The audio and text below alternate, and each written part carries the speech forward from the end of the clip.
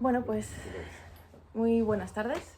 Estoy muy feliz de estar en Animal Sospechoso acompañando a Carla Niemann en la presentación de Líquida, Tuya y Vertebrada, su tercer y último y más reciente libro de poemas. Creo que es la primera presentación, además. Sí, justo. Así que espero poner el listón muy alto para las siguientes. Que además me parece que tú le vas a presentar en otro sitio, o sea que Sí, voy a intentar poner el listón súper mega alto. He tomado unas notas, no son muy ordenadas, pero voy a intentar ordenarlas mentalmente mientras hablo al mismo tiempo todo, así que no sé cómo va a salir. Porque además por culpa de Carla tengo resaca. También es verdad. Pero somos dos ya, Sí, o tres. Pues la verdad es que si tuviera que elegir un título para un posible club de lectura o conferencia que me encargaran a propósito de este libro de Carla Niemann, incluso a propósito de toda su poesía, incluso a propósito de su narrativa también, incluso a propósito de su teatro, ¿no? Me daría por llamarlo, o el título que me rondaría todo el rato la cabeza sería algo así como La cuerpa heterosexuala, ¿vale? La cuerpa heterosexuala no pretende ser una burla al lenguaje inclusivo, no pretende ser una broma de ningún tipo, sino más bien un homenaje y una invitación a un tema jugoso, al tema jugoso que creo que está de fondo en toda la obra de Carla Niemann, pero también un homenaje a una de las obras que, según ella me desveló ayer entre vinos, fundamenta también, ¿no? El principio de esta obra, que es el cuerpo lesbiano de Monique Wittig.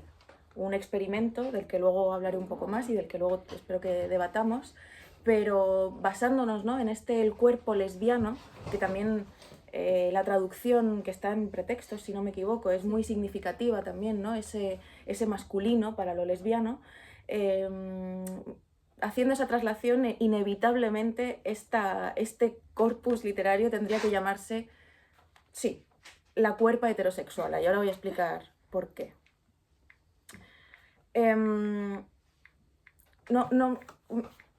Cuando veo heterosexualidad en la obra de Carla, no lo digo tampoco ni para provocar, ni para dejarme llevar por posibles debates del presente, sino porque creo verdaderamente que toda su obra va por un filo que roza muchas veces lo que para gente con la cabeza un poco, a lo mejor, un poco cerrada, ¿no?, sería una especie de incorrección política también, ¿no? A mí me parece que el juego que hace ella en todas sus obras alrededor de la incorrección, o de lo que se supone que es incorrecto, está siempre ahí latiendo, ¿no? Yo creo que ella siempre va en ese filo que si una se descuida un poco puede caer hacia un lado terrorífico, pero al mismo tiempo ese lado terrorífico es súper excitante en su obra. La posibilidad de caer en lo terrorífico es hiper excitante y es también uno de los juegos que creo que merecen la pena y que hacen que uno se quede enganchado. Pienso, por ejemplo, cuando fui a ver tu obra del jardín, ¿no? Siempre había como un caerse hacia ese abismo de lo incorrecto, y eso era lo divertido, ¿no? El poder caer ahí. Y el poder caer ahí y salir ilesa, además, de ese lugar de oscuridad, ¿no? Y lo que hay al otro lado, lo que hay al otro lado de la oscuridad, es el humor. Creo que muy pocas veces hablamos del humor en la poesía, y a lo mejor os resulta extraño si habéis ojeado el libro que hable del humor, pero yo creo que el humor también está muy presente aquí, no solo en tu drama, en tu obra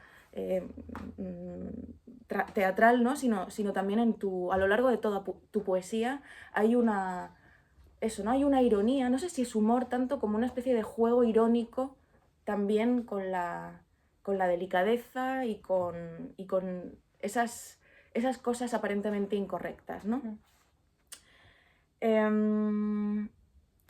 Ella, como decía, me reconoció que este libro no hubiese sido posible sin el diálogo con el cuerpo lesbiano de Monique Wittig, esta filósofa francesa que fue una de las primeras también, ¿no?, en criticar a Simone de Beauvoir, que también jugó con ese filo en su momento, con ese límite, con ese poder incluso ponerle peros a las compañeras, ¿no? Que eso me parece muy, muy valiente y creo que también muchas veces está en tu obra, sobre todo en esta que también ha aparecido este año, ¿no? Quiero ver cómo la gente sin cuerpos hace el amor, que está en la editorial Cántico, también publican poemarios muy chulos, sobre todo desde hace poquito hay como una línea que me interesa mucho y en la que también cuadra mucho tu pensamiento. Pero este diálogo con Monique Wittig tiene que ver también con no solo con lo político, sino también con lo formal. Monique Wittig, en El cuerpo lesbiano, hace una búsqueda de los gestos del amor lésbico y del sexo lésbico, y hace una búsqueda de lenguaje súper interesante, e incluso casi inventa un lenguaje para poder hablar de ese sexo lesbiano para el que ella, no sé si lo publicó en los años 70, 80, decía que el lenguaje heterosexual no le servía. El lenguaje del amor heterosexual y monógamo no le servía para poder narrar sus propias experiencias, ¿no? Entonces, en esa búsqueda de lenguajes nuevos y de crear palabras nuevas, en ese cuerpo lesbiano, por eso yo lo llamo la cuerpa heterosexuala, me parece que Carla ha hecho un ejercicio muy chulo y muy contemporáneo también, ¿no? De querer trasladar esas técnicas y esas investigaciones que han hecho, además, escritoras que siempre han estado en el borde, no porque quisieran jugar en el borde, sino porque se les había echado del centro, claro. Desde esa periferia obligada han inventado lenguajes que creo que de una manera muy inteligente tú has recuperado también para hablar desde un centro privilegiado, creo también en el que nosotras participamos como mujeres europeas, blancas, heterosexuales o con una identidad que no nos ha expulsado, ¿no? Que aunque seamos mujeres y aunque vivamos en la sociedad en la que vivimos, no hemos sido expulsadas de la manera que estas otras creadoras de esos nuevos lenguajes sí que lo fueron, ¿no?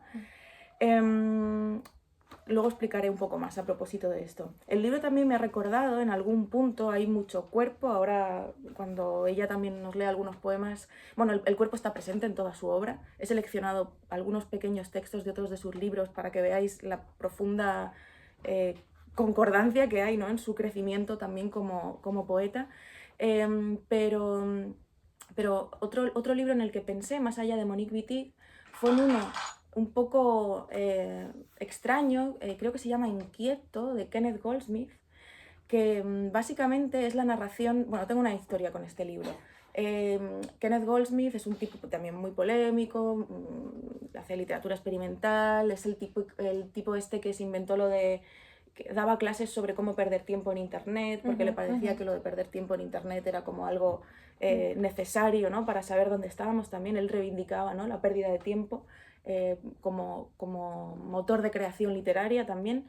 Y entonces Kenneth Goldsmith pues me llegó una vez, no sé si lo editó La Uña Rota o alguna editorial así chula, ¿no? Y me llegó el libro a casa una vez, como antes hacía cosas de prensa, entonces me llegaban muchos libros gratis y algunos pues yo ni siquiera los miraba, pero me los llevaba pues a viajes y demás.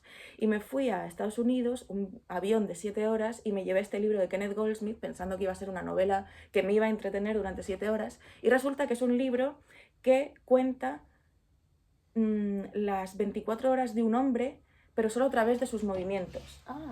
Y claro, y yo pensando, Dios mío, tengo 7 horas por delante con este libro que cuenta, levanta cabeza, mueve brazo, gira pierna, no sé cuántas, y es como, era así, ¿no? La novela, y yo pensé, Dios mío, me la ha jugado muchísimo aquí este Kenneth Goldsmith, ¿no? En parte hay un poco de eso en tu libro también, ¿no? Porque además tú propones, ella, como si no estuviera aquí, ¿no? Sí, Carla propone todas las lecturas de este texto son posibles, sin embargo se aconseja leer hacia adentro, idealmente sin respirar, ¿no? Hay una relación ya con el cuerpo, una propuesta corporal ya desde el inicio, que me hizo pensar en esta mala jugada que me hizo pasar Kenneth Goldsmith, pero tú por lo menos avisas, ¿no? De que, claro, avisas de que te puede dejar sin aliento, ¿no? De que merece la pena incluso hacer el esfuerzo de leer sin respirar, ¿no? Eso me gustó mucho y luego te preguntaré por ello.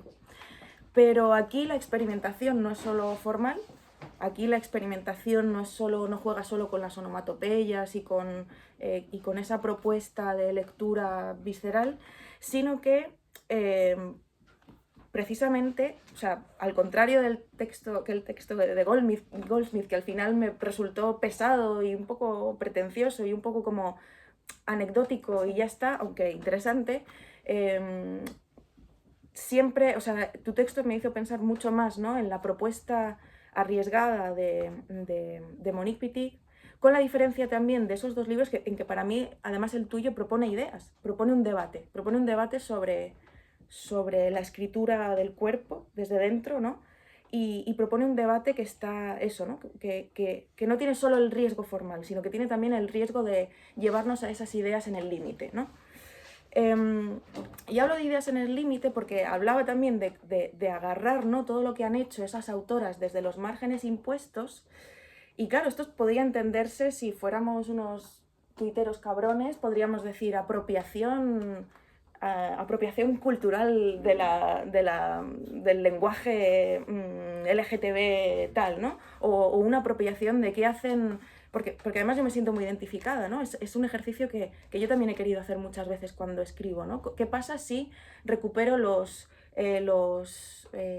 códigos de una Hilda Doolittle, de una Carmen Conde, de cualquiera de estas escritoras bisexuales o lesbianas que a mí me han dado también otra manera, cuya escritura sobre el amor y sobre los afectos y sobre el cuerpo me han dado posibilidades para entender también mi vivencia, ¿no? Entonces, ¿qué pasa si me apropio de eso? Pero de repente caí en la cuenta, pensando en nuestra generación y pensando en nuestras compañeras escritoras y pensando en otras autoras que creo que con las que a veces tu obra también se cruza, caí directamente en Sara Torres, por ejemplo, y en su teoría de las amigas amantes y en su escritura desde el margen, pero al mismo tiempo una escritura desde el margen que es generosa. Y pensé, aquí no hay ningún robo, aquí no hay ninguna apropiación del cuerpo lesbiano de las otras, sino que hay un tender la mano hacia esa escritura generosa que también nos han dado ellas desde el margen, ¿no? Y esa posibilidad de estar en esa línea y de estar en los dos lados y al final no caerse ni hacia el lado oscuro ni hacia el lado irónico por lo irónico porque sí, sino de estar agarradas y poder mantenernos ahí, ¿no? Entre todas. Y eso me ha gustado mucho de tu libro, ¿no? Esa capacidad, ¿no?, de agarrar un lenguaje aprendido de las otras y convertirlo en un lenguaje tuyo propio para una experiencia de amor loco, visceral y en este caso heterosexual. Yo estoy a favor de lo heterosexual, me parece bien leerlo y me parece bien leerlo de esta manera también. Pero es verdad que lo sáfico se va colando constantemente también en este libro. De hecho, yo ayer, borracha, me equivoqué, dije, tu título es un endecasílabo. No lo es, pero analizándolo hoy con mi pareja por teléfono, porque no tenemos otra cosa mejor que hacer que contar sílabas. Tenemos una relación a distancia, él vive en Madrid, yo en Barcelona, y no se nos ocurre nada mejor que contar sílabas para alimentar nuestro amor, ¿no? Y entonces, contando las sílabas, me escribe Ernesto luego un mensaje, dice: cualquier metro con acentos en la cuarta y en la octava sílaba, con una distancia de las vocales átonas entre las dos acentuadas, es un verso sáfico. Lo sáfico está hasta en la métrica de este libro heterosexual. Y eso me llamó muchísimo la atención y además el hecho de analizar y de contar tus versos hoy telefónicamente con mi pareja me hacía pensar también en lo hermoso y lo que me gusta también mucho de este libro y de esa defensa también a veces de esa poesía heterosexual. Lo que me gustan a mí los libros que narran esos primeros encuentros entre los cuerpos, ¿no?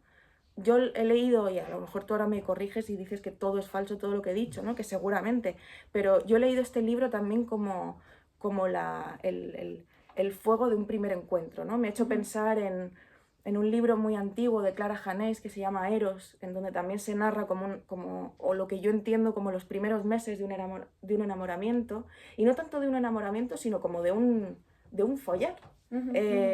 Porque muchas veces pensamos en los libros de amor como solo eso, el enamoramiento, pero no tanto en en todas las esquinas del deseo y en todas las esquinas del acto sexual de las primeras veces, de las tantas primeras veces del acto sexual, ¿no?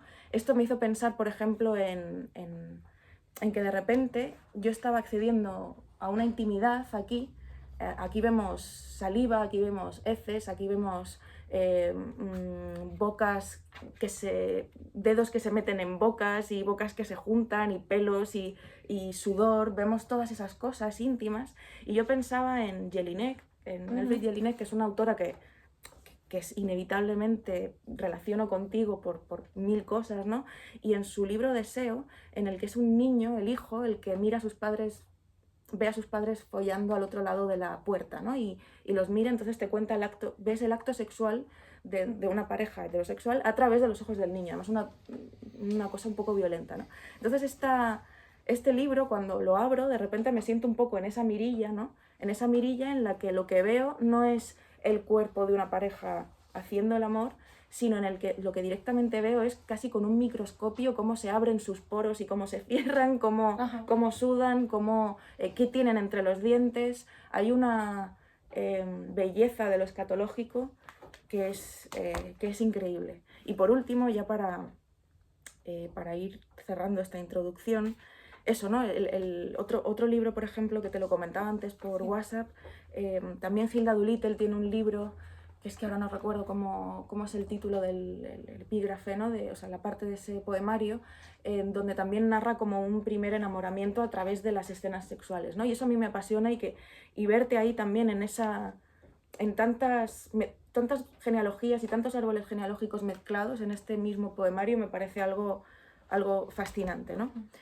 Para terminar esta introducción, quiero leer 2 poemas de sus anteriores libros que de alguna manera creo que demuestran, ¿no?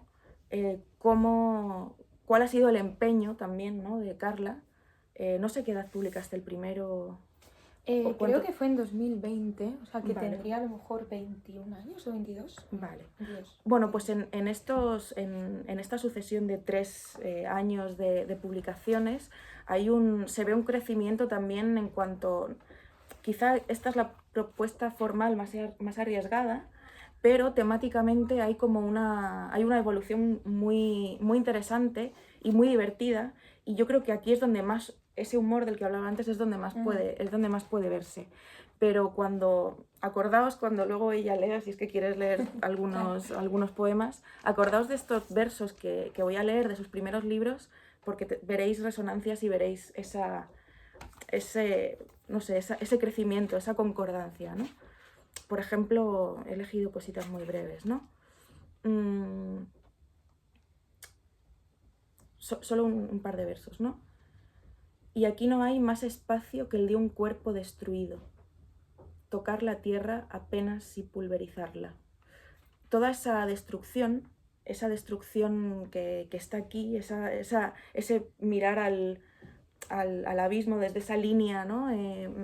Me parece que en versos tan breves y tan concisos como este están muy presentes, ¿no? Y la palabra cuerpo está prácticamente en cada uno de los poemas. Y luego en Movernos en la sed hay otra imagen que me obsesiona y que creo que luego se desarrolla en Líquida tuya y vertebrada. Este es Movernos en la sed, que dice, y es que además, ahora cuento, ¿no? Ocurre en tu sexo, no venimos a amarnos, con tener duro pájaro en la boca. Ese duro pájaro en la boca, esa imagen de lo que yo intuyo como una felación, como un tener al otro en la boca, ¿no?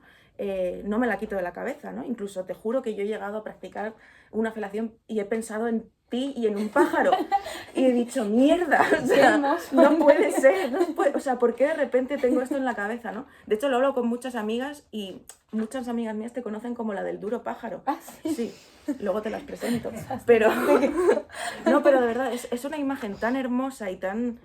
Porque el pájaro está vivo, el pájaro está muerto, de repente ves a Catulo, de repente ves toda la historia de la literatura sexual y amorosa en este verso, ¿no? Y a mí me fascina, de verdad. Y creo que todas estas intuiciones que estaban en tus 2 primeros libros se desarrollan súper fuertemente en la propuesta que hay aquí. Vuelvo a citar a Gilda Dolittle y con esto ya termino y podemos pasar a las preguntas. Vuelvo a citar a Gilda Dolittle cuando ella en su poema Eros dice que para cantar el amor debe primero destruirnos.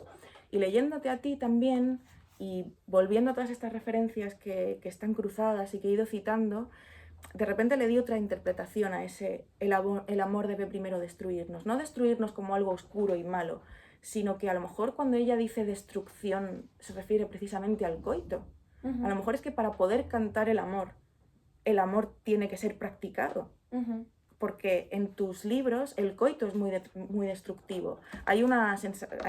La palabra cuerpo, la palabra destrucción está totalmente presente, y en este libro también, ¿no? Pero no una destrucción negativa, sino una destrucción gozosa también, ¿no? Cuerpos que se destruyen, huesos rotos, piel que se estira, piel que suda, piel que tal, ¿no? Entonces me parece que gracias a ti pues he querido reinterpretar este verso. Y si antes dije que esta podía llamarse la charla de la cuerpa heterosexuala, a lo mejor también podríamos decir Carla Niemann, la destrucción o el amor, ¿no? Entonces, bueno, he hablado de la experimentación formal. Quería preguntarte por qué tantas onomatopeyas. Bueno, primero de todo, muchísimas gracias. Primero de todo, muchas gracias a vosotros, a vosotras por estar aquí, a la librería. Sobre todo un día tan líquido, nunca mejor dicho, por empezar ya con el campo semántico, ¿no? de la escatología. Y sobre todo gracias a ti, Luna, por esta presentación e introducción tan generosa, por estar aquí conmigo.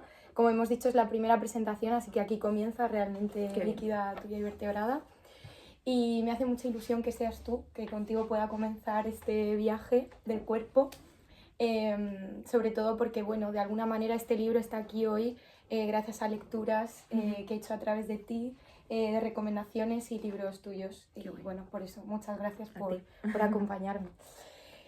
¿Por qué las onomatopeyas? Bueno, creo que es un poco como tú comentabas. Al final es un libro que es verdad que coloca casi un micrófono en el cuerpo del otro, ¿no? Y de hecho empezó como una experimentación sonora. Primero empezó como una experimentación sonora y también como una performance escatológica. Se titulaba Líquida en un inicio, iba a ser como una intervención performativa, escénica, en espacio no convencional, que esto a Alejandro le hace mucha gracia cuando lo digo. Es decir, no era en un teatro, por así decirlo. Y consistía básicamente en pedirle a los espectadores que me pudieran compartir, que pudieran compartir conmigo sus secreciones y sus líquidos en un bote medicinal de los típicos para extraer la orina. Y entre esas excreciones y secreciones pues había de todo, había heces, saliva, flujo vaginal, semen, y entonces con los espectadores lo que hacíamos era, uno por uno, yo los llevaba a Casa de Campo, que es como un bosque que hay en Madrid, y les pedía que ceremoniáramos su despedida o ¿cómo decir?, el entierro de una parte de su cuerpo o de una micromuerte de su cuerpo.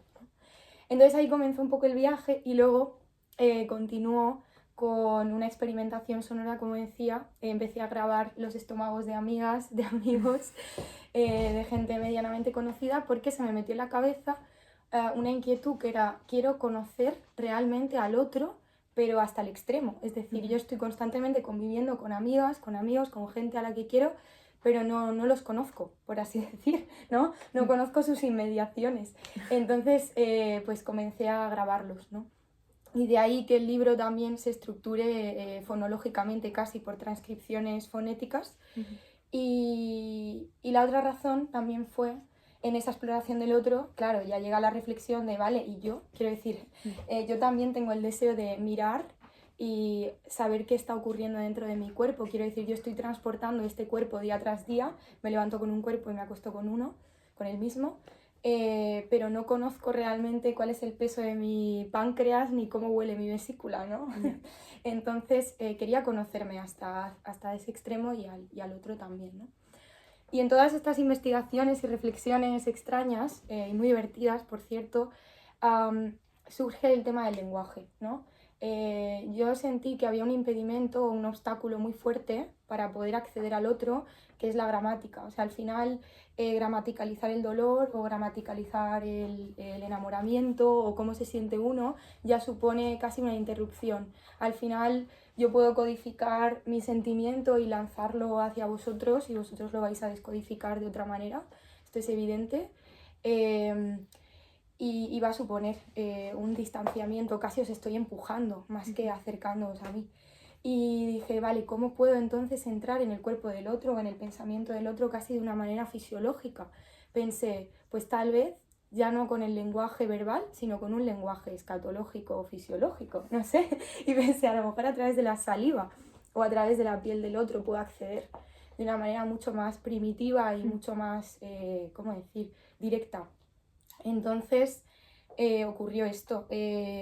Es un cuerpo que de alguna manera desea entrar en un viaje o una intromisión en el cuerpo del otro a través de un lenguaje que todavía no existe. Es un cuerpo antes de hablar, ¿no? Antes del momento del habla. Intenta comunicarse y hacer ese salto al otro desde esa fluidez, nunca mejor dicho, de los fluidos y rompiendo un lenguaje que todavía no existe, ¿no? Un lenguaje casi prenatal. Y esa disección, ese protolenguaje o ese anticipo del lenguaje me permitía no entrar de una manera tan dificultosa, sino bueno, desde otro prisma. Y esa es la razón por la que hay tantas onomatopeyas e interjecciones. De hecho, todo esto también surgió porque el poemario no era un poemario en sí. Como os he dicho, empezó como experimentación sonora, como performance escénica. Y dentro de esa experimentación sonora me encargaron un poema para ¿cómo se dice? Es como una especie de encuentro de músicas en vanguardia que se hace en Centro-Centro, que es cerca de Cibeles, donde el Banco de España de Madrid, cerca. No en el Banco de España, sería muy divertido que fuera ahí realmente. Y consistía era una especie de... Enterrar saliva en el Banco de España. ¿Verdad? Esto sería muy divertido. Y básicamente era un ciclo que conmemoraba a John Cage con el 433, con el famoso 433, y mi propuesta era escribir un texto que se iba a proyectar durante 4 minutos 33 segundos en silencio. Es decir, el espectador no lo está leyendo en voz alta, sino que sencillamente lo está leyendo en su mente, y el texto estaba construido a raíz de onomatopeyas, interjecciones y una especie de protolenguaje, un lenguaje que intenta ser pero que no llega a gramaticalizarse del todo, ¿no?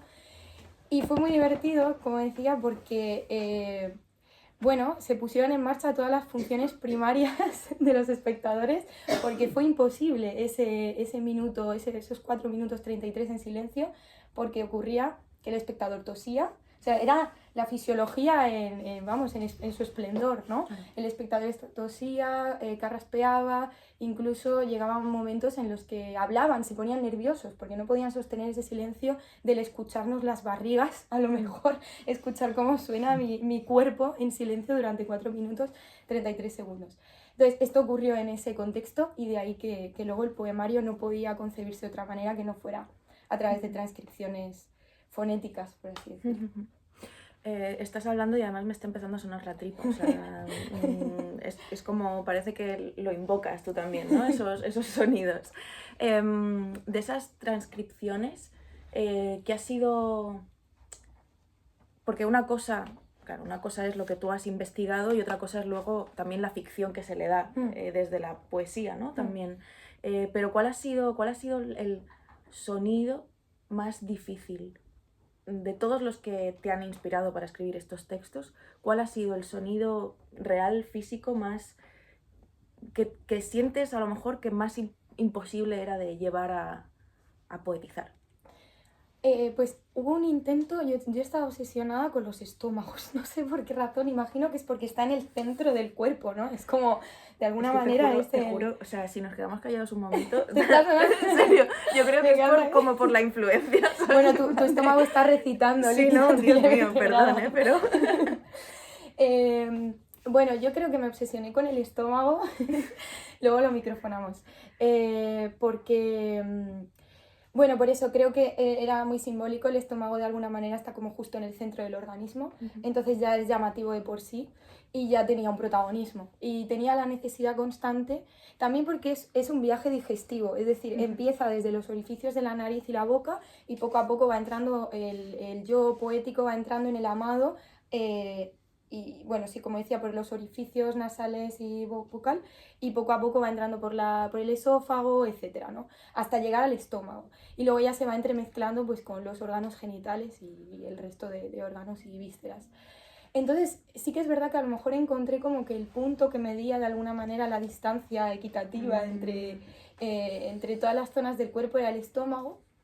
Tal vez sea porque me encanta comer y porque también tenía mucho que ver con esto, es el objeto, perdón, el objeto de deseo, el amado, es el que se acaba engullendo, devorando al yo poético, ¿no? El yo poético desea hacer una inspección en el cuerpo del otro y entonces el otro lo acaba devorando, ¿no? Y lo acaba incorporando, nunca mejor dicho, en su propio cuerpo.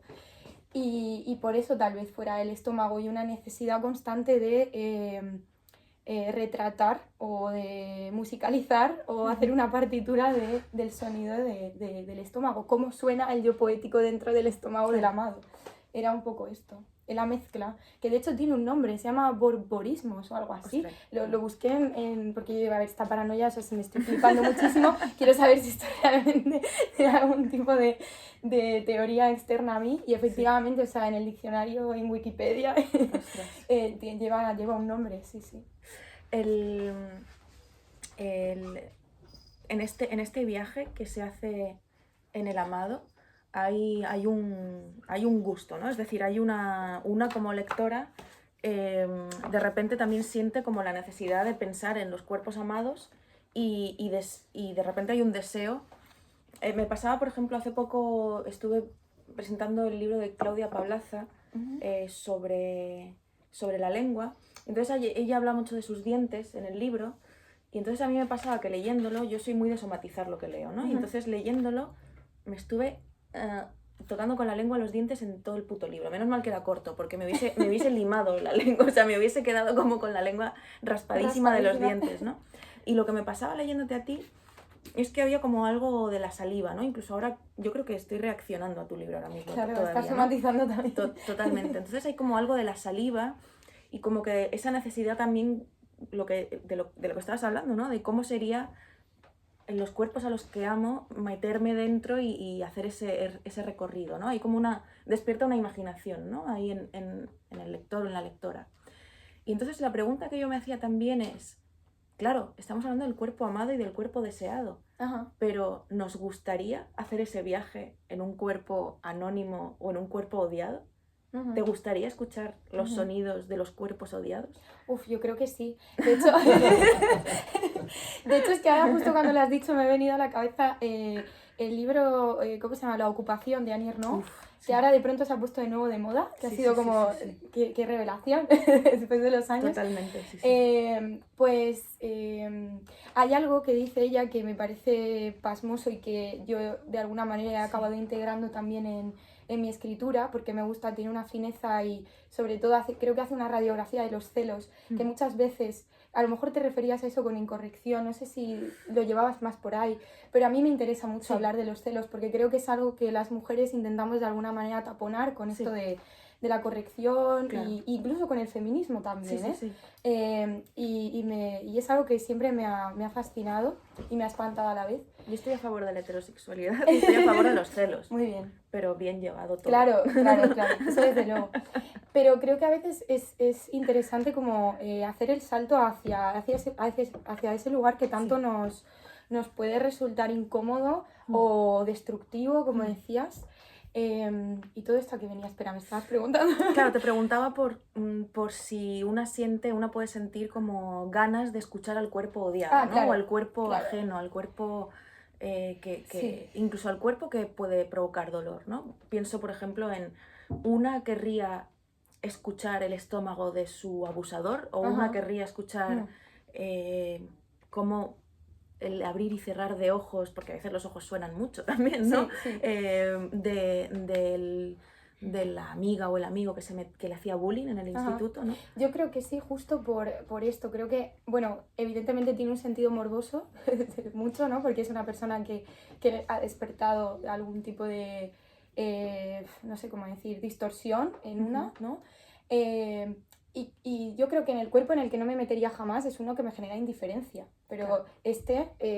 si ha generado algún tipo de impacto en mi vida, pues evidentemente voy a querer, bueno, no lo sé, o sea, quiero decir, no es una evidencia, ¿no?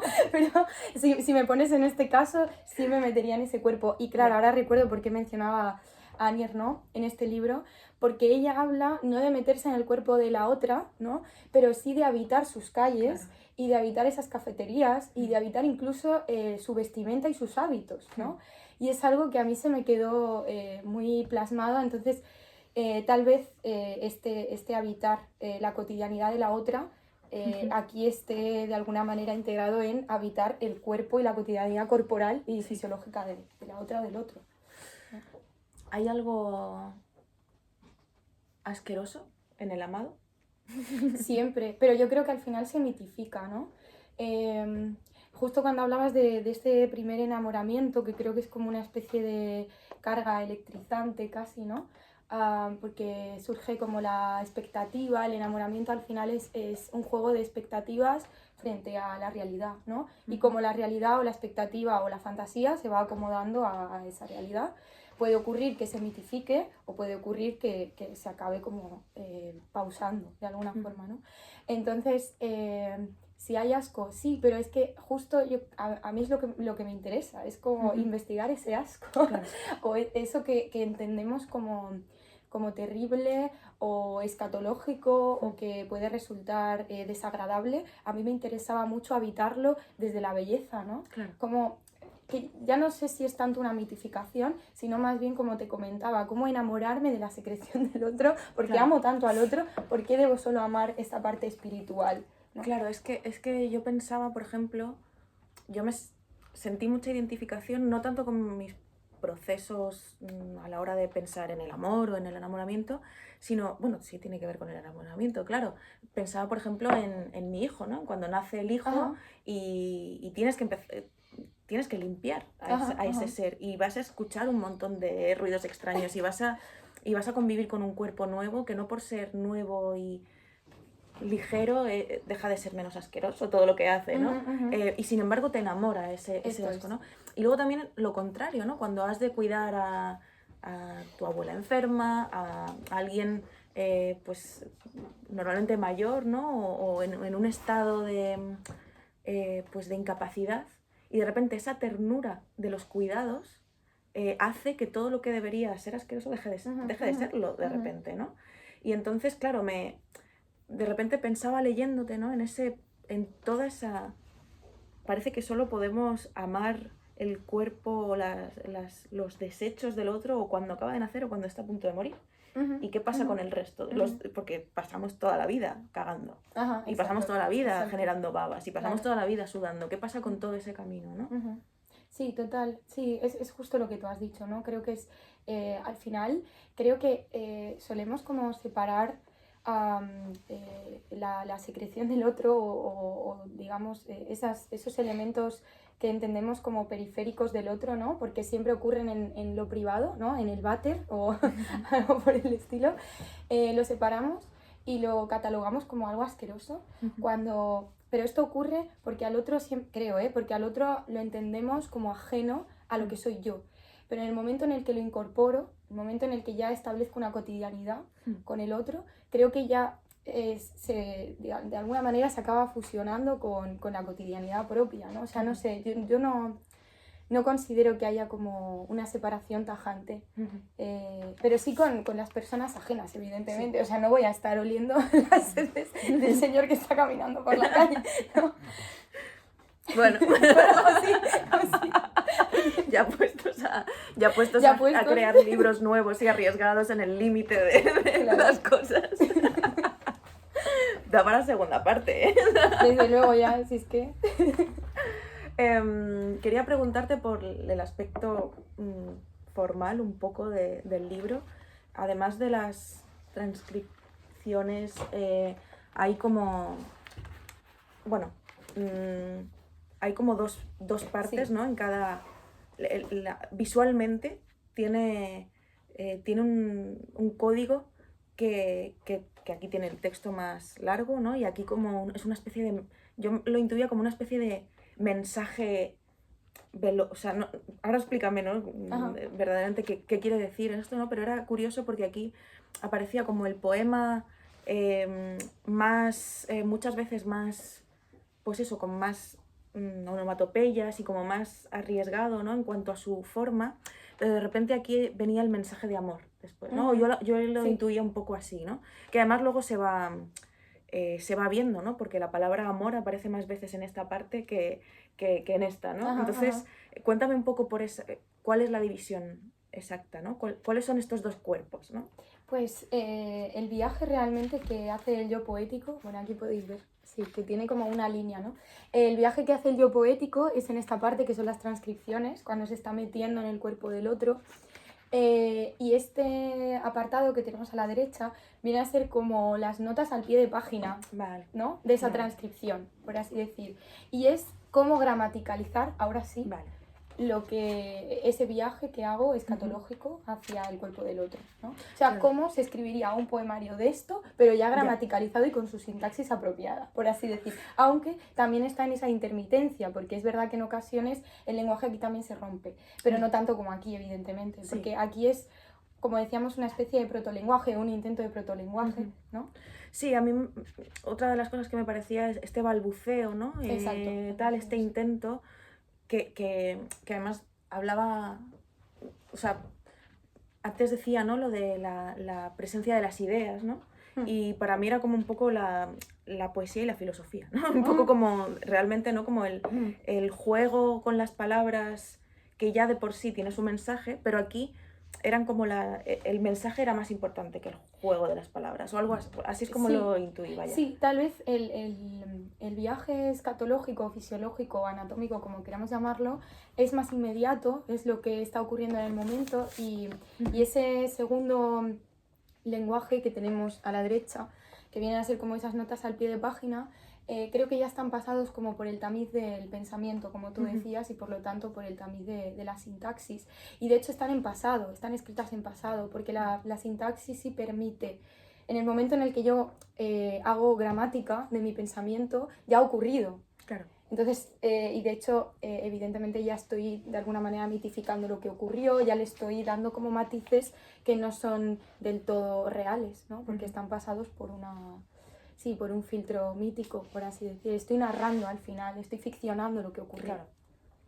Ahí, eso también me interesa mucho, la ficción, y creo que es algo, prometí que no iba a hablar de cuestiones generacionales, pero he ido mencionando a Sara Torres, tal, y, y creo que la posibilidad de la ficción dentro de la poesía está muy presente también hoy bueno, en muchos de los libros también de esta editorial, ¿no? Pienso también en el poemario, en el primer poemario de Elizabeth Duval, ¿no? Mm, Donde también hay una mm, especie de ficción sobre mm. ella en una manifestación, etcétera, ¿no? Y en otros textos, ¿no? Recientes donde el poeta también se permite o nos permitimos, y ya digo, no sé si aquí hay algo generacional o hay una recuperación también, ¿no? De algunos de nuestros o de nuestras clásicas más olvidadas, pero esa parte, ¿no? De meter la ficción en la poesía, no sé si responde también a tu trabajo como narradora, ¿no? Porque adelantamos, ¿no? No sé si Sí, tal, sí. pero pronto vas a publicar tu primera novela y no sé si eso ha tenido también algo que ver o sea, si ese trabajo de la ficción en el terreno poético ha Mm. tenido algo que ver. De hecho, creo que ha sido la primera vez Ujú, que escribo un poemario hasta cierto punto narrativo. Narrativo no por el hecho de que esté escrita como una narración en sí, ujú. sino porque sí hay un constructo, hay una especie de artefacto, es decir, tiene un hilo Hay una trama, narrativo, ¿no? Hay exacto, una de trama, inicio a sí. fin, esto Ujú, es, que es el viaje, ¿no? El ujú, viaje pues, mítico que todo el mundo conoce, básico de novela pues está ocurriendo aquí. Y se inicia desde fuera y acaba dentro del otro, fusionándose, incluso llegando a ser uno mismo, ujú, ¿no? Con el otro. Eh, y tal vez es verdad que haya permeado de alguna manera la construcción de la novela ujú. que se publica pronto, en unos mesecitos, porque al final los estaba escribiendo a la vez, ¿no? Claro. Y también creo que es la primera vez que entiendo la construcción de un poemario como una unidad que se vertebra, nunca mejor dicho, ¿no? Que se vertebra de forma orgánica. Hasta el momento sí que había, los anteriores poemarios los había entendido, los concebía como fragmentos, como algo fragmentario. También es que yo siempre me he sentido muy cómoda en lo fragmentario, tanto en lo escénico como en lo poético, o bueno, lo poco que he escrito en prosa novela. Me sentía más cómoda y eso me permitía de una manera un poco tramposa abordar el poemario, ¿no? Porque te permites licencias y en este caso yo recortaba, ¿no? Decía, esto es un poema, este es otro, eran descartes uno de otro, ¿no? Y de pronto en este me surgió como la necesidad de generar un hilo, que cada poema fuera el compromiso del otro, ¿no? Estaba comprometido con el otro. De hecho, al principio el poemario iba a ser un poema largo. Iba a ser todo un poema largo que no iba a estar dividido como por páginas, sino que evidentemente cuando termina aquí pues debe continuar en la página siguiente, pero no había unos espacios en blanco que recortaban el poema, sino lo único que ocurría es que por una cuestión formal, estilística y de entendimiento decidí recortarlos y generar como estas notas al pie de página y capítulos también, porque el problema de no gramaticalizar las cosas es que, claro, estamos acostumbrados a comunicarnos así, evidentemente, a partir de la sintaxis. En el momento en el que se alarga y se extiende durante 60-70 páginas, evidentemente te acabas perdiendo, ¿no? Yeah. Y esa confusión me parecía que, bueno, conllevaba un riesgo. Podía haberlo tomado, pero preferí que más o menos llegara de alguna... Yo quería llegar al otro, o sea, ese era al final el viaje del yo poético y eso lo puse por delante, ¿no? De alguna forma. Voy a leer un pequeño fragmento de este otro libro del que hablábamos antes, que también acaba de salir recientemente. ¿Sabes cuánto tarda un cuerpo? Es una conversación. ¿Sabes cuánto tarda un cuerpo en descomponerse? En invierno puede permanecer muchísimo tiempo casi intacto, pongamos 40 años. En verano son alrededor de 2 semanas. Si está al aire libre, claro, dice el siguiente personaje. Aquí siempre es invierno. Vamos a tener que aguantarlo 40 años más hasta que desaparezca del todo. Vamos a tener que olerlo durante 40 años. No quiero que mi casa huela a hombre. ¿A qué huele? Líquida, tuya y vertebrada. Huele a hombre, desde luego, pero a un hombre confundido con en este caso la mujer, porque como habías dicho desde un inicio es un poemario heterosexual. Entonces, sí, huele a cuerpos realmente y huele... en realidad no sé a qué huele y eso es lo que más rabia me da porque realmente esta investigación se inició por una inquietud, como decíamos al inicio, de querer saber cómo huele un cuerpo por dentro o cuánto pesan las vísceras y los órganos. Y bueno, solo he podido hacer un tanteo, un intento de tanteo ficticio, porque no soy cirujana y no he podido cortar ningún cuerpo hasta el momento. Pero bueno, sí lo he podido cortar con la palabra y no he descubierto cómo huele, me lo he podido imaginar. Y es esto, no lo voy a desvelar, ya lo leeréis a qué huele.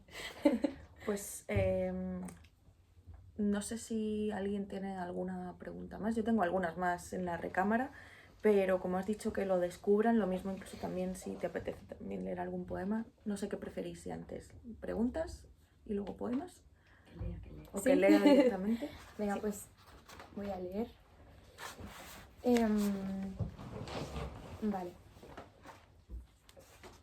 Vale, voy a leer uno de los primeros. Es la transcripción número 2 y creo que aquí de alguna manera se inicia un poco este viaje del que os hablaba al principio. Dime si te alojas a gusto, si es posible, entre todos esos líquidos de detrás de la cara y la membrana refuércese por la espalda. Digamos que me das el paso por los orificios de la nariz, como a un médico se le concede, asquerosamente sediento, conducirse entre los jugos nerviosos del duodeno. ¿Y cómo continúo sin fanatismo? Escúchame. Quiero absorberte el vómito salado, entender la plétora, el peso justo, 65 kilos de resto animal, mido el grosor, Notas cómo te encuentro, cómo conozco tu recóndita manera de existir y me saludo entre tus órganos. Hola, ¿qué tal? ¿Cómo decir, cómo explicarte desde aquí esto que nos ocurre universalmente a los humanos? Se dice igual que se fracasa. Pongamos, por ejemplo, tose, ejem, palabra, palabra, palabra, palabra, palabra, coma, palabra, palabra, punto y seguido, más una sílaba. Y quedó todo claro, ¿sí? El sentido, la existencia, la razón de la muerte. Y durante te lamentas y te lamentas, que es el verdadero lenguaje en dos silencios. El único sonido pop posible sobre lo humanamente imposible es corporal. Pop, pop, plof. Allí metido, incubas abominaciones. Desde el inicio, de la carne, de otra carne, viniste desfigurado y bebé. Ese que todavía anda metamorfoseándose en incalculables dudas, eres tú. Me he quedado en plétora. En esta investigación has hablado antes de todas las palabras que has descubierto también que designan pues, los sonidos de la tripa, el no sé qué. ¿Cuáles han sido tus 3 palabras top del cuerpo que hayas descubierto? Porque muchas veces cuando uno escribe sobre el cuerpo se da cuenta de lo poco que conocemos, también el lenguaje que ya existe. No el que ya has debido tú el lenguaje que has debido inventar, sino el que ya existe lo desconocemos. ¿Cuál ha sido tu mayor descubrimiento? Pues en realidad es una palabra como que todos conocemos, pero no sé por qué me obsesioné tremendamente con el páncreas. Como diabética estoy a favor de... Y no por nada, sencillamente... De su necesidad.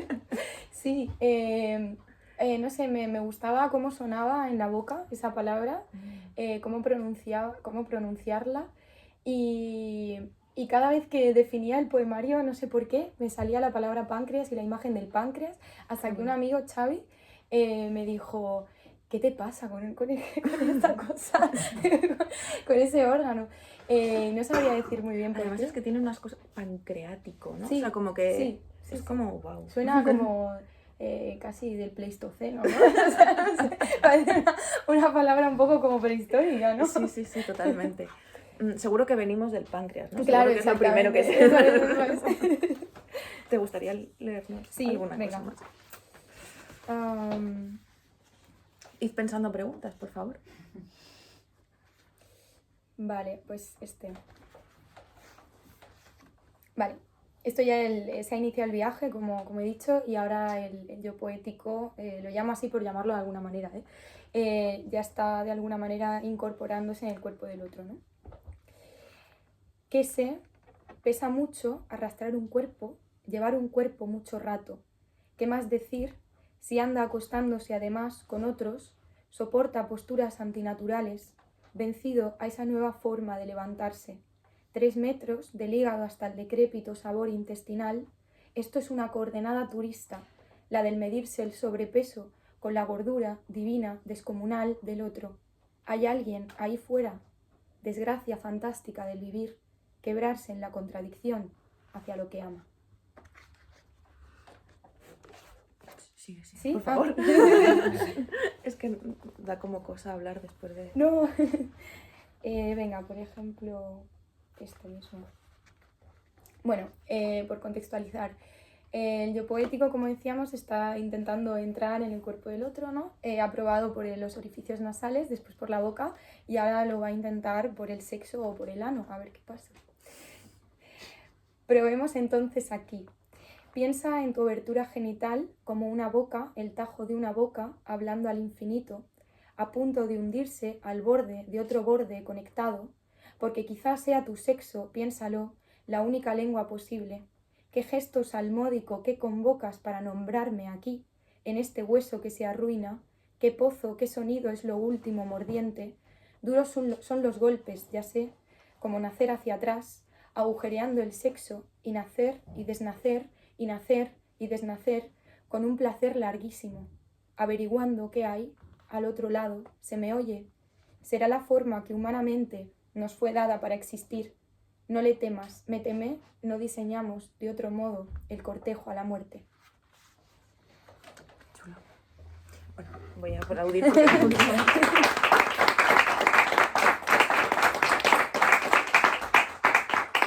No sé si alguien tiene una pregunta porque yo tengo muchas, pero por favor, sí. Bueno, yo más que una pregunta es una reflexión, porque me ha hecho pensar muchísimo la presentación que habéis hecho, porque pensaba, bueno, siempre entendía la poesía como algo más introspectivo a nivel emocional o cognitivo, ¿no? Y que esté tan ligado con el cuerpo. O sea, confieso que ha habido momentos que me ha resultado hasta desagradable, ¿no? Pero creo que no sé, me ha hecho pensar mucho en lo desconectados que estamos del cuerpo, ¿no? Y cómo parece que el poemario también nos recuerda que somos animales, ¿no? Al fin y al cabo. O sea, esa parte más primitiva que parece que intentamos dejar de lado. Y no sé, a mí me ha hecho pensar mucho, la verdad, toda la presentación. Pues eso también, Sí, perdón. Perdona, Sí. no, y solo quería comentar también, yo no tengo ni idea de estas cosas, pero me ha venido todo el tema de los chakras también, ¿no? y del cuerpo, ¿no? Y todas estas teorías de que si en el estómago están las emociones. Y no sé si has leído sobre esto, o si lo has identificado o lo has relacionado o nada que ver, ¿eh? O sea, yo no sé del tema, o sea, simplemente lo... Pues podría ser en realidad, porque durante muchos años he practicado yoga, así que podría estar de alguna manera vinculado, pero no de forma directa, desde luego nunca lo llegué a pensar. Sí que me habían dicho que tal vez esta teoría de los humores, ¿no? De cómo el sentimiento está de alguna manera vinculado a algún órgano del cuerpo, sí me habían comentado que eso se veía en el poemario, pero nunca he tomado ni el tema de los chakras ni los humores, pero me encanta que se vea de alguna manera. Al final las lecturas son porosas y es muy divertido ver cómo como lo que decíamos de codificar el lenguaje y descodificarlo, tú lo has descodificado así y es hermoso, porque eso hace que el poemario se hable como un cuerpo, como este, lleno de orificios. Y sí, y también me gusta mucho esto que has dicho, que es verdad que la poesía siempre la vinculamos con algo, decías, introspectivo o tal vez espiritual o pues colocado como en una zona muy elevada. Y al final habla de la materia humana, habla de nosotros y de qué estamos hechos, sino de, pues de mitocondrias y cosas biológicas. Sí. Sí, lo que pasa es que aunque en la presentación habéis puesto mucho el acento en todo lo corporal y visceral y repugnante, cuando has leído, yo sobre todo he percibido, y es lo que verdaderamente me ha interesado, una especie de colisión o colusión entre lo emocional y lo orgánico. Uh-huh. Y es justo ahí en esa colisión donde aparece lo poético Uh-huh. y lo que verdaderamente me interesa.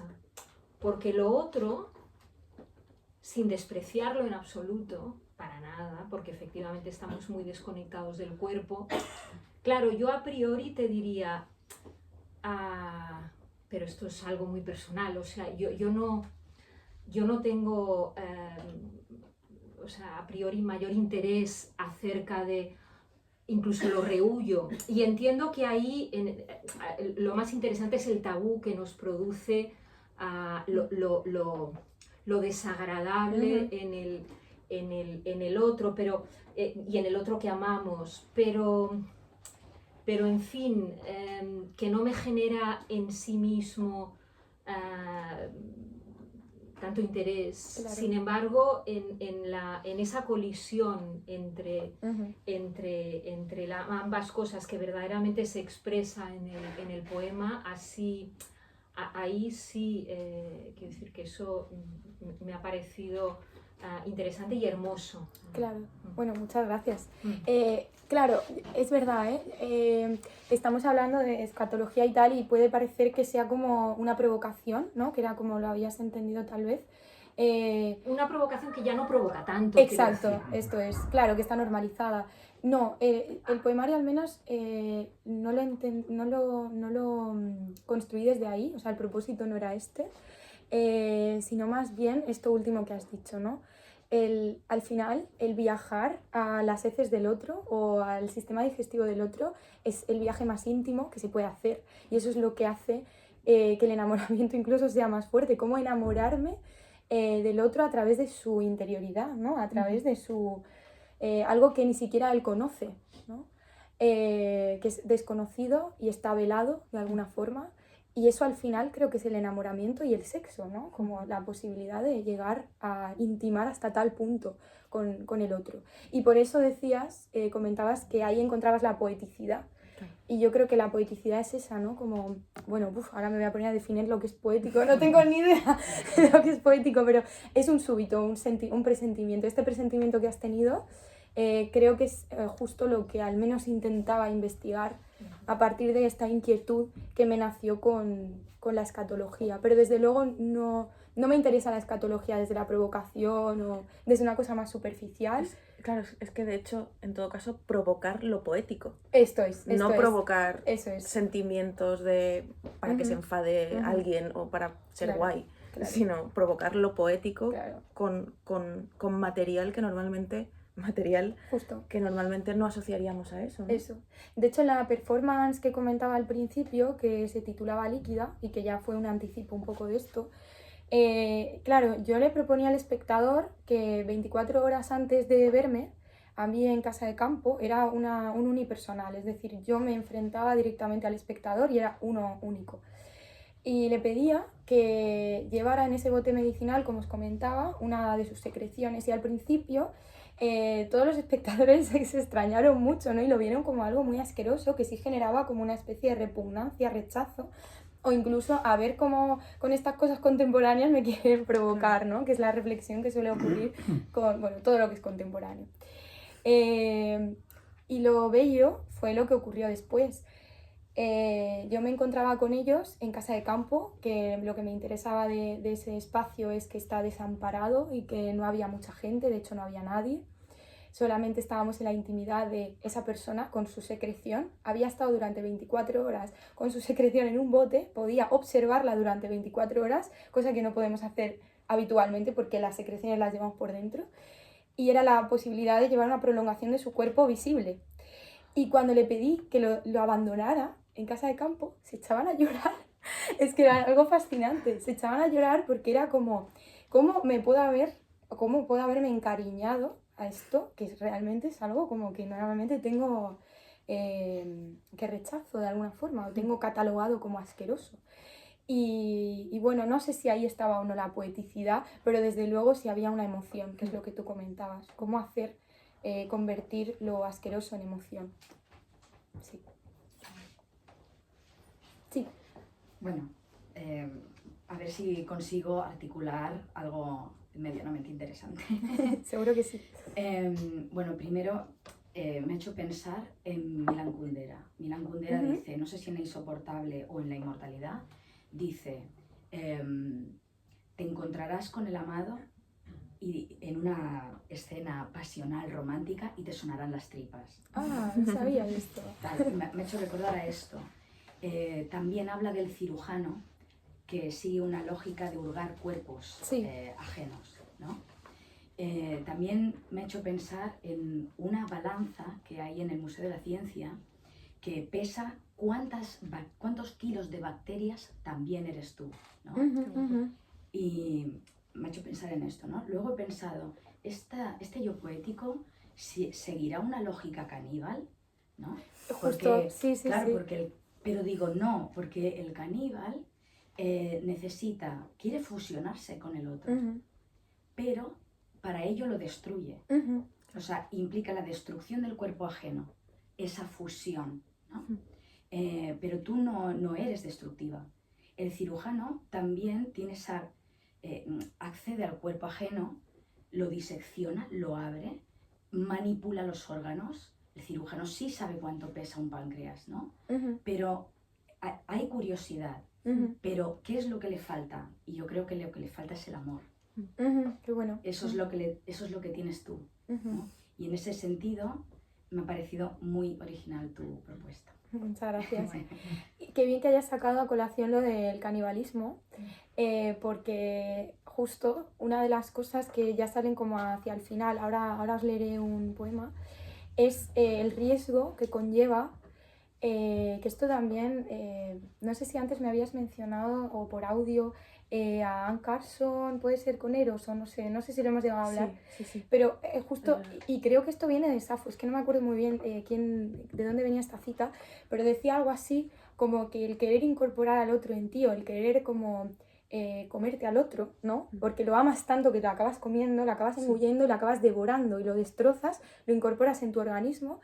Y ahí es como va asomando ese inicio de narcisismo, porque ya no te enamoras del otro, ya te estás enamorando de ti misma, ¿no? Porque te estás enamorando del otro incorporado en ti, que eres tú, porque ya se ha disuelto. Y ese es el peligro de muchas veces del enamoramiento, del apasionamiento o De no poner la distancia, ¿no? Exacto, del salto hacia el otro, ¿no? Y es verdad que en este poemario justo como es un acto caníbal al final, quiero decir, el yo poético se está metiendo en el cuerpo del otro y el otro asume pues esa, no sé cómo decirlo, bueno, Intromisión. Esa intromisión, exacto, esa intromisión, justo. Y hay un poema, de hecho, en el que lo dice, porque a mí me aterraba, pero a la vez me fascinaba cómo el enamoramiento puede llevar incluso a esto, ¿no? Y nos ocurre en muchas ocasiones que ya asumimos los gestos del otro en nuestro propio cuerpo. De pronto cogemos el boli igual que lo coge nuestro amado, o comemos las mismas cosas, ¿no? Empezamos a cocinar lo mismo, o dormimos igual, el cuerpo se empieza a movilizar igual, los mismos pasos, coloco de una manera el cuerpo, ¿no? Esto es un acto reflejo al final, ¿no? Y a ver si lo encuentro. Creo que es el último, de hecho. Dice... Vale. Es la transcripción 27, es la última, y dice... Y ahora así, mezclada y confusa, un milagro de la biología soy. Me quiero carne, decirme, soy carne, o redímeme de este patrón intestinal y quítame el cuerpo, esta manía epitelial de ser.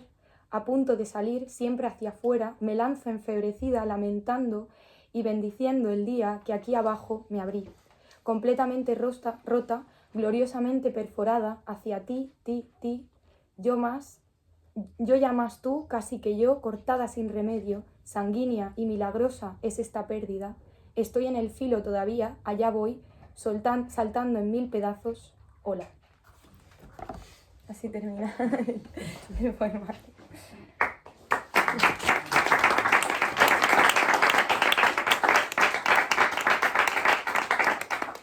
Yo quería hacer un comentario, algunos comentarios, muy cortos en realidad. Cuando empezaste a leer o empezaba a leer tu libro, hay un poeta peruano que se llama Jorge Eduardo Ayelson, de la generación del 50. Él publicó el siglo pasado un poemario que se llama Noche Oscura del Cuerpo. Ajá. A raíz de San Juan de la Cruz, que tiene un poemario, Noche Oscura del Alma. Sí.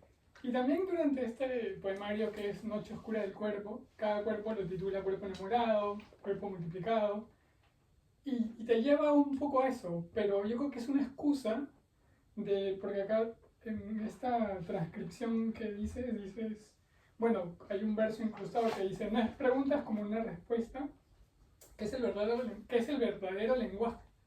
Entonces creo que también Ayelson, cuando poetiza estos cuerpos o estos órganos, porque también dentro de sus poemas hay órganos, está presente casi todos nuestros órganos, pero es como de lo salvaje o de lo feo, de lo repugnante, él realmente lo poetiza de una manera maravillosa, ¿no? Y creo que, no sé si lo has leído, pero como me ha hecho acordar, y también creo que logras de alguna manera eso que comentaba Eva, eso que realmente quizás es una extrañeza para muchos y que realmente no somos muy conscientes, pero que poetizar eso creo que es el logro de un poeta, ¿no? Un verdadero poeta, creo. Entonces creo que para mí creo que eso es un poco de lo que has leído, eso conseguirlo es realmente el trabajo de un poeta, y se nota, ¿no?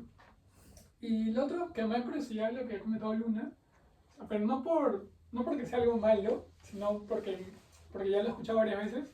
O sea, ¿por qué necesariamente llevarlo a decir a lo heterosexual? O sea, ¿por qué llevarlo?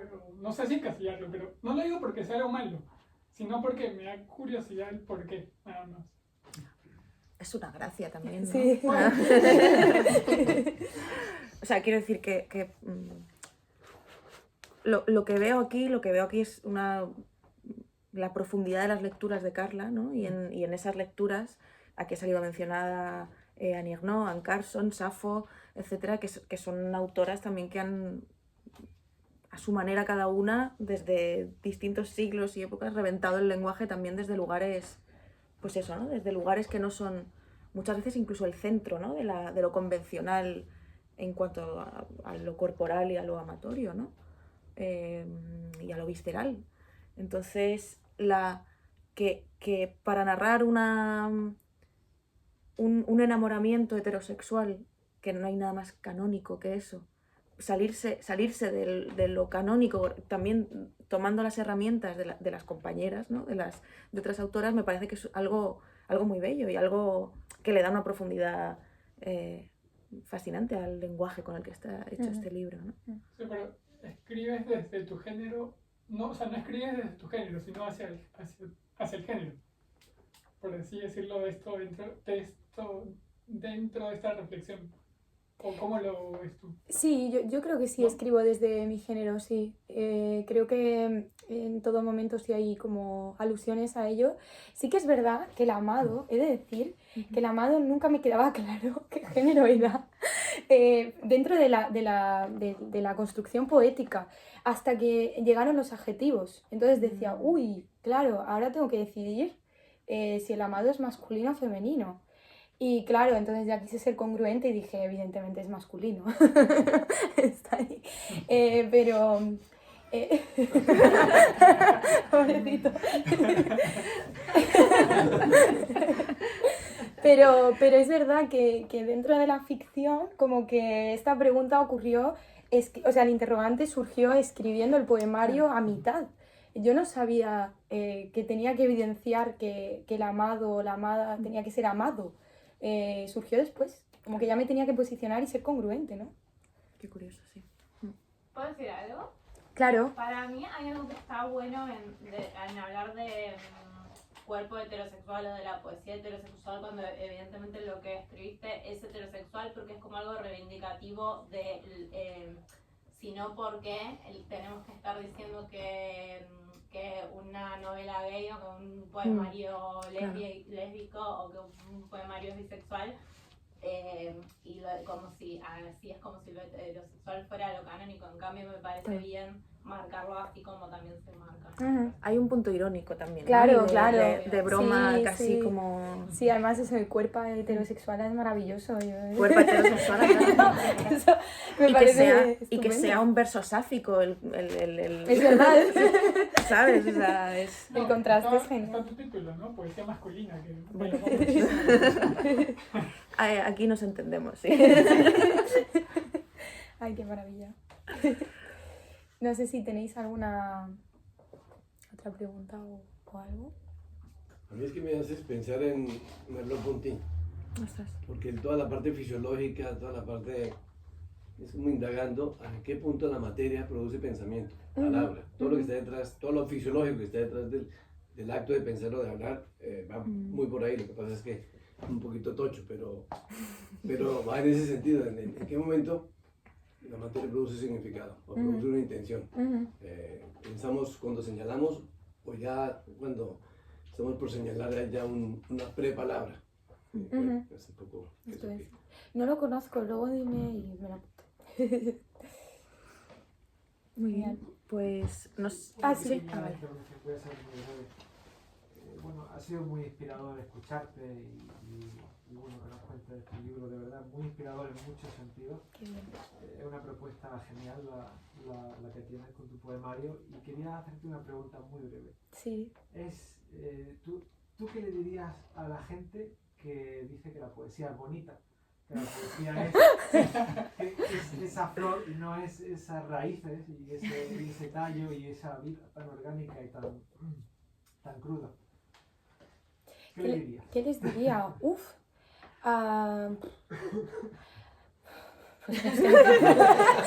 Esa expresión ha sido muy elocuente. Sí, exacto. Onomatopeyas. Onomatopeyas, básicamente. El cuerpo habla cuando la mente no piensa. Pues no sé, que pensaran eso mismo cuando fueran al váter. Yo qué sé, por ejemplo. Ya está. Sí. Pues nada, jo, muchas gracias de verdad por venir. Gracias a ti. Pues que os firme el libro, por favor.